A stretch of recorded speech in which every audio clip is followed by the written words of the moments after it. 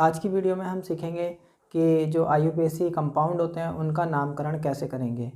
ठीक है, तो सबसे पहले हमें ये पता होना चाहिए कि IUPAC की फुल फॉर्म क्या होती है। तो IUPAC एक सिस्टम है जो यौगिकों का नामकरण करता है। ठीक है, और इसके इंटरनल जितने भी कंपाउंड आते हैं वो सब ऑर्गेनिक कंपाउंड होते हैं। ठीक है, तो सबसे पहले हमें IUPAC की फुल फॉर्म पता होना चाहिए। तो international union of pure and applied chemistry इसकी फुल फॉर्म होती है। ठीक है, तो सबसे पहले हम इसका बेसिक सीखेंगे। बेसिक क्या है इसका, हमें सबसे पहले नंबर ऑफ़ कार्बन के अकॉर्डिंग हमें ये पता होना चाहिए कि एक कार्बन वाला क्या होता है, दो कार्बन वाला क्या होता है। तो हम इसी चीज़ को सीखेंगे। तो पहले हम देखते हैं नंबर ऑफ़ कार्बन। अगर कार्बन की संख्या एक है किसी कंपाउंड के अंदर तो उसके लिए हम मेथ लगाते हैं। अगर कार्बन की संख्या 2 है तो उसके लिए एथ, 3 के लिए प्रोप, 4 के लिए ब्यूट, 5 के लिए पेंट, 6 के लिए हेक्स, 7 के लिए हेप्ट, 8 के लिए ऑक्ट, 9 के लिए नॉन और 10 के लिए डेक। अगर हम कार्बन की संख्या को काउंट कर पाते हैं किसी कंपाउंड के अंदर तो हम उसका नाम आसानी से लिख सकते हैं। ठीक है, इसके बाद जो IUPAC नेमिंग है, अगर हम देखें यहाँ पे हमने कार्बन को गिनना सीख लिया, क्योंकि सबसे पहला रूल ही IUPAC की नेमिंग का ये है कि सबसे पहले हम किसी कंपाउंड के अंदर जो हमें दिया हुआ है उसके अंदर जो कार्बन्स के नंबर हैं लंबी से लंबी हमें चेन बनानी होती है और तब हम उसका नामकरण करते हैं। जितने भी कार्बनिक यौगिक होते हैं उनका नामकरण करने के लिए हमने कार्बन्स को 3 पार्ट्स में डिवाइड किया है। और 3 कार्बन्स कौन से हैं? एल्केन, एल्कीन और एल्काइन। ठीक है, तो इसमें सबसे पहला है एल्केन। तो एल्केन का सामान्य सूत्र जो होता है यहाँ पे मैंने पहले से ही लिख रखा है। एल्केन का सामान्य सूत्र होता है CnH2n+2। तो इसके अकॉर्डिंग हम ये पूरी की पूरी टेबल क्रिएट कर सकते हैं। कैसे करेंगे? देखो, जैसे n, यहाँ पे जो n दे रखा है वो n क्या है? n = 1, 2, 3, डॉट डॉट, ये 10 तक हो सकता है। अभी हम 10 के डेकेन तक कर रहे हैं तो हम क्या करेंगे, 10 तक करेंगे। तो अब इसके साथ, इन नंबर्स के साथ हम इससे कैसे चेन बना सकते हैं, एल्केन की चेन कैसे बनाएंगे? ठीक है, देखते हैं। C के साथ अगर हम 1 रख दें, इसके बाद H आ जाता है, फिर 2 आएगा, ये वाला 2, और उसके बाद मल्टीप्लाई में आ जाएगा 1 और फिर प्लस आ जाता है 2। तो अब जब इसे हम सॉल्व करेंगे तो सॉल्व करने पे हमें क्या मिलेगा? C का 1 जो कि हम लिखते नहीं हैं, और H का कितना हो जाएगा? 2 बन जाए 2 और 2 4, यानी ये क्या बन गया? CH4। तो यहाँ पे अगर हम बात करें एल्केन की, तो एल्केन का कार्बन कितना है? 1, और हाइड्रोजन कितने हो गए इसके? 4। ठीक है, तो इसके हिसाब से यहाँ पे जब हम एल्केन का नाम करेंगे तो मेथ के साथ एन और जोड़ देंगे क्योंकि वो एल्केन है। तो इन दोनों से मिलके क्या बन जाएगा? मेथेन। ठीक है, बिल्कुल इजी वे बता रहा हूँ आपको। ठीक है, तो मेथेन इस तरीके से बना। तो हम अगर बात करें टेबल बनाने की, तो एक कार्बन है यानी यहाँ पे CH4, जो वो हो जाएगा मेथेन। ठीक है, क्लियर हो गया। इस फॉर्मूले के अकॉर्डिंग हम दूसरे का बना के देख लेते हैं। अगर हम बात करें C ऐसे लिखेंगे, N की जगह हमने 2 लिख दिया, फिर से H आएगा और ये 2 ऐसे ही आएगा, और मल्टीप्लाई N की जगह पे फिर से हमने 2 रख दिया और +2। तो यहाँ पे हम कैसे लिख सकते हैं? इसे जब सॉल्व करेंगे तो C का 2 आ गया और H का 2 2 जा 4 और +2, तो 2 2 जा 4 और 2 कितना हो गया? 6। तो इसका ये दूसरा सदस्य है जो कि यहाँ पे आ जाता है C2H6। एथ है, जैसे हमने मेथ के साथ एन जोड़ा, ठीक वैसे ही एथ के साथ एन जोड़ देंगे तो यहाँ पे क्या हो जाएगा? एथेन। समझ में आ रहा है? ठीक है, इसी तरीके से हम सारे बना सकते हैं। अब देखो, ये तो हो गया हमारा एक जनरल और बेसिक तरीका सीखने का। अगर इसे मैं शॉर्ट में बताऊं कि आप सिर्फ ओरली ब्रेन में कैलकुलेशन करके और आप इजीली इनका केमिकल फार्मूला, या फिर हम कह सकते हैं इस कंपाउंड का फार्मूला अगले वालों का खुद ब खुद बना सकते हो। देखो, सीखो।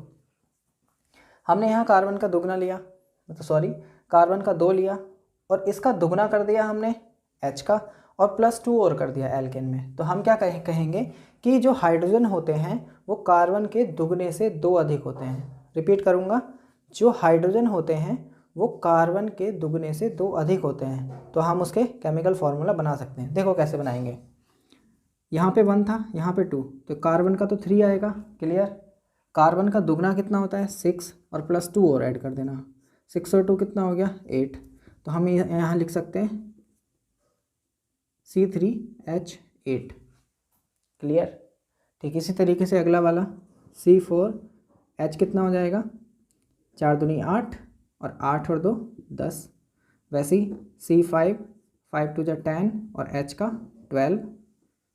C6H14, C7H16, C8H18, और C9 और H20, और C10 और H22। ईजीली हमने एक शॉर्ट ट्रिक के द्वारा हमने इसके सारे के सारे यौगिकों के सूत्र लिख लिए। मैंने क्या तरीका बताया था? हाइड्रोजन कार्बन के दुगने से 2 अधिक होता है। ये एल्केन की शॉर्ट ट्रिक है।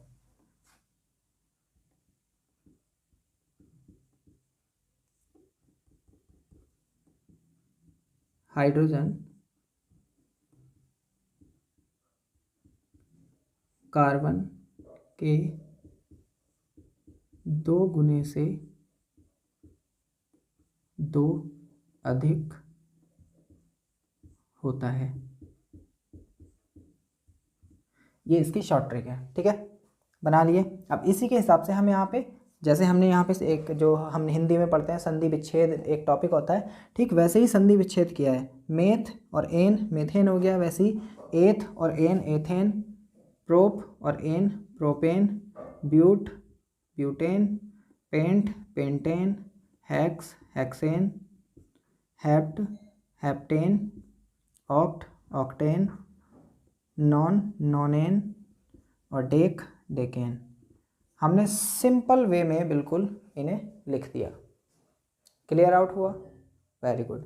इसी के तरीके से हम दूसरा वाला देखते हैं। दूसरा वाला होता है एल्कीन।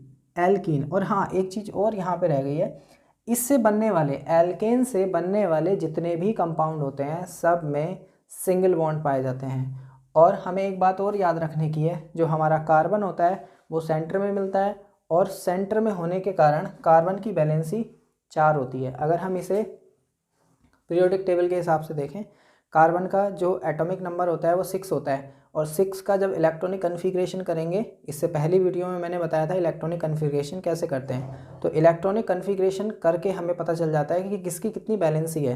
तो जिस केंद्रीय धातु परमाणु की जितनी बैलेंसी होती है उसी के हिसाब से वो अपने चारों तरफ एलिमेंट्स को जोड़ता है। क्लियर। तो कार्बन की बैलेंसी हमें याद रखनी है, कार्बन की बैलेंसी होती है 4। तो ये सिर्फ 4 ही तत्वों को अपने चारों तरफ जोड़ेगा।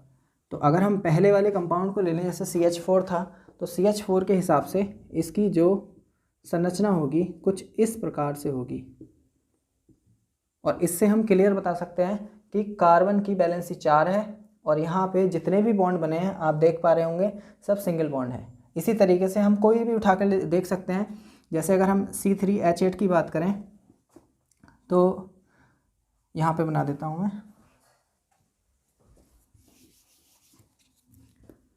एक कार्बन लिखा, सिंगल बॉन्ड लगा दिया, दूसरा कार्बन सिंगल बॉन्ड, तीसरा कार्बन, 3 कार्बन हो गए। अब इस पर हमें H जोड़ने हैं, तो H जोड़ने के लिए हम क्या करेंगे, 1 2 3 4 5 6 7 8, यहाँ पे हम जोड़ देंगे हाइड्रोजन्स।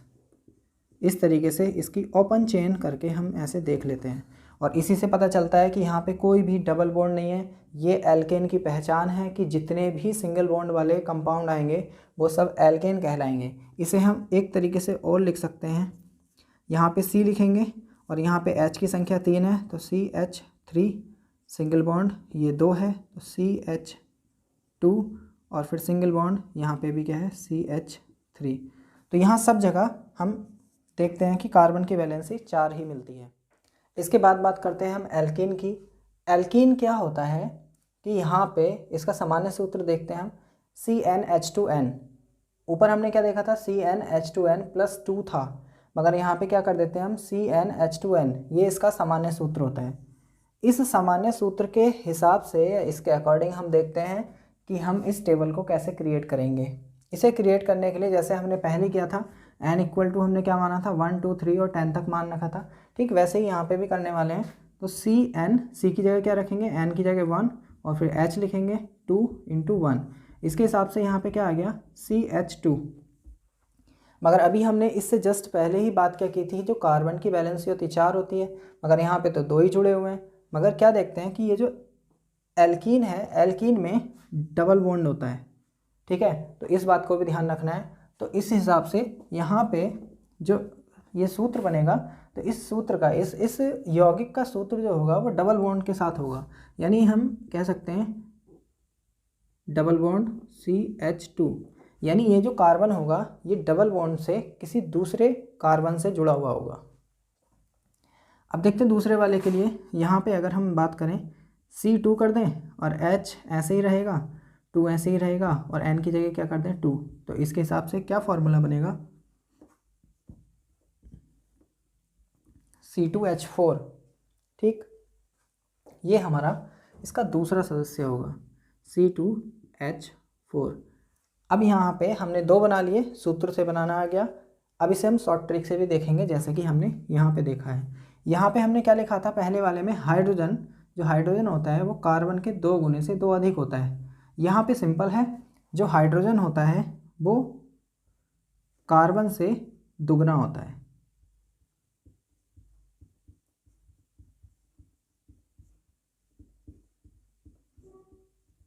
कैसे देखेंगे, यहाँ पे 1 कार्बन था, इसका दुगना कितना हो जाएगा 2, यहाँ पे 2 कार्बन थे, 2 का दुगना 4, 3, यहाँ पे H का 6 हो जाएगा, 4 का दुगना 8, 5 का 10, 6 का 12, 7 का 14, 8 का 16, 9 का 18 और 10 का 20। यहाँ पे हमने इसके सारे के सारे यौगिकों का सूत्र बना लिया एक शॉर्ट ट्रिक से। अब इसका नाम कैसे लिखेंगे, हमने क्या किया है, हमने लिया था एल्कीन लिया था। तो एल्कीन का मतलब क्या होता है, इसमें ईन जुड़ा हुआ है, हम इसे देखेंगे, इसमें ईन जुड़ा हुआ है। और ईन कैसे जुड़ा हुआ है, हमने पहले क्या किया था, पहला क्या था मेथ, 1 कार्बन वाला हमने मेथ लिया था, तो मेथ लिखेंगे और इसमें ईन जोड़ देंगे तो क्या हो जाएगा मेथीन। दूसरा क्या था एथ, इसमें भी क्या जोड़ेंगे ईन, एथीन। तीसरा प्रोपीन, सिंपल हो गया, फिर ब्यूटीन,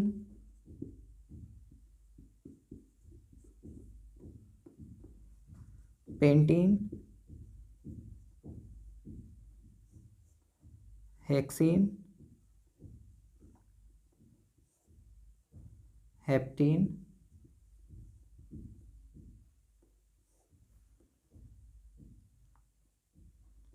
ऑक्टीन, नॉनीन,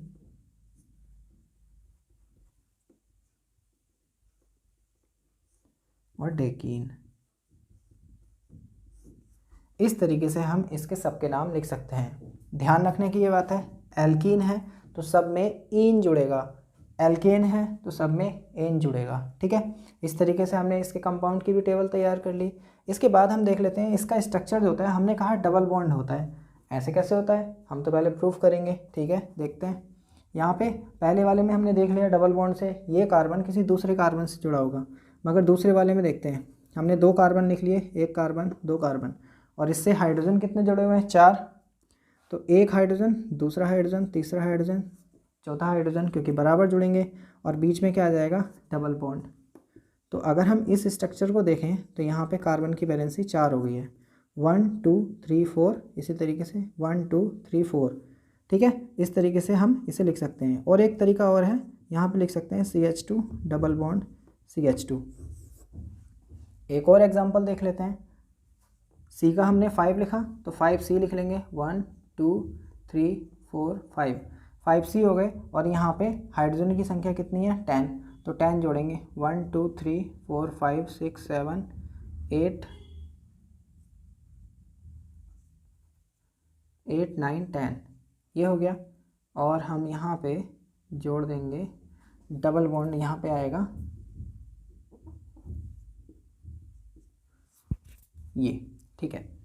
एक हाइड्रोजन, दूसरा हाइड्रोजन, तीसरा, चौथा, पांचवा, छठा, सातवां, आठवां, नवां और 10वां। और यहाँ पे ये हो गई कार्बन की वैलेंसी पूरी। देख लेते हैं, यहाँ पे तो सब 4 4 हो रहे हैं, यहाँ पे देख लेते हैं 1 2 3 एंड 4, यहाँ पे 1 2 3 4 कार्बन की वैलेंसी पूरी हो चुकी है। और इसे हम दूसरे तरीके से, जैसे हमने ये वाला लिखा है उसे कैसे लिखेंगे, CH2 double bond CH single bond CH2 single bond CH2 single bond CH3, ये तरीका हमारा हो जाता है एल्कीन। इसके बाद बात करते हैं हम इसके थर्ड पोर्शन की, और थर्ड पोर्शन है हमारा एल्काइन। एल्काइन को देखते हैं, इसका सामान्य सूत्र होता है CnH2n-2। इस फॉर्मूला में और पहले वाले फार्मूले में सिर्फ एक डिफरेंस है, और वो डिफरेंस क्या है, प्लस और माइनस का। इस बात का ध्यान रखेंगे, जो एल्केन होता है उसमें प्लस आता है और एल्काइन में माइनस आता है। तो हम इसे याद कर सकते हैं CnH2n-2। यहाँ पे भी n बराबर क्या हो सकता है, 1 2 3 और 10 तक हो सकता है, ठीक है। इसका हम फॉर्मूला बनाएंगे, यहाँ बना लेते हैं। C n की जगह 1 लिखेंगे, H2 × 1 - 2, यानी इसका फॉर्मूला आ गया सिर्फ C, क्योंकि हाइड्रोजन 2 1 2 - 2 यानी 0, और यहाँ बचा C, यानी कार्बन का बन बचा। तो इसके हिसाब से अगर हम देखें, कार्बन की बैलेंसी हमने बताई कितनी होती है, 4। अगर यहाँ ट्रिपल बॉन्ड के हिसाब से कार्बन को किसी दूसरे कार्बन से ट्रिपल बॉन्ड के साथ जोड़ भी देते हैं तो भी इसकी बैलेंसी पूरी नहीं हो रही है। इसलिए जो हमारा एल्काइन है, एल्काइन का जो पहला वाला कॉलम रहता है मेथेन वाला, वो खाली रहता है। अब उसके बाद हम देखते हैं दूसरा, नंबर 2 रख के देखते हैं। एन की जगह हमने 2 रख दिया, तो हमारा फॉर्मूला क्या बनेगा अब, C2H 2 2 जा 4 - 2 यानी 2, तो हम लिख सकते हैं C2H2। तो इसका दूसरा सदस्य है, यानी कार्बन का 2 हो गया, और वहाँ पे हाइड्रोजन का कितना हो जाएगा, 2। ये अब इसी तरीके से हम इसका नाम कैसे रखेंगे, यहाँ पे एल्काइन आ रखा है, एल्काइन। तो एल्काइन बना कैसे, यहाँ पे पहला सदस्य मेथेन था, मेथ था, उसे छोड़ देते हैं, हम एथ को लेंगे,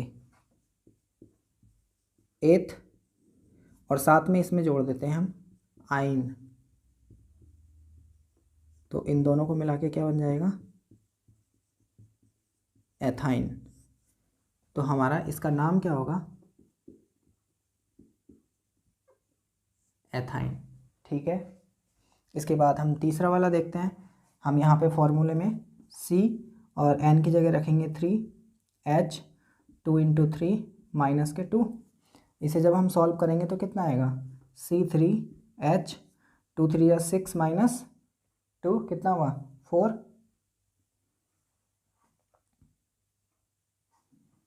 ठीक है, तो इसका फॉर्मूला क्या हो जाएगा, C3H4। इसका नाम क्या हो जाएगा, प्रोपाइन, प्रोपाइन।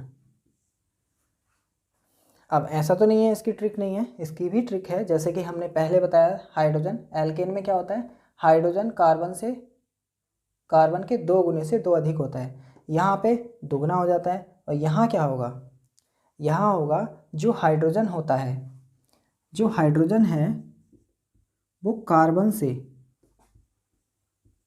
या कार्बन के 2 गुने से 2 कम होता है। देखते हैं ट्रिक काम करती है नहीं करती है। यहाँ पे कार्बन का लिखेंगे 4, 4 का दुगना कितना हो जाएगा, 8, और 8 में से अगर हम -2 कर दें यानी 2 कम कर दें तो कितना आ जाएगा, 6। तो देखते हैं H6। यहाँ पे भी देखें, पहले वाले में ट्राई करते हैं, 3 2 जा कितने होते हैं, 6, और 6 में से अगर हम 2 माइनस कर दें तो कितना बचेगा, 4, यानी हमारा सही बैठ रहा है। अगला देखेंगे C5H 5 2 जा 10, और ये कितना हो जाएगा, 8, अगला C6H, 6 2 12 और ये हो जाएगा 10, C7 और यहाँ पे H 12, C8 H 14, C9 H 16, C10 H 18। इस तरीके से हम इसके सारे के सारे फॉर्मूला बना सकते हैं। ठीक है, अब इसका नाम कैसे लिखेंगे, नाम लिख लेते हैं। हमने वही संधि विच्छेद वाला ट्रिक अपनाना है। एथ में आइन जोड़ा एथाइन हो गया, प्रोप में आइन जोड़ा प्रोपाइन, वैसी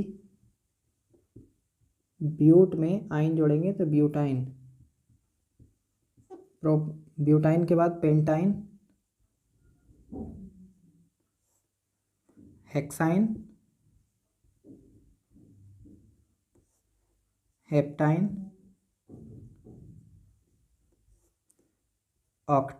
हेप्टाइन के बाद ऑक्टाइन,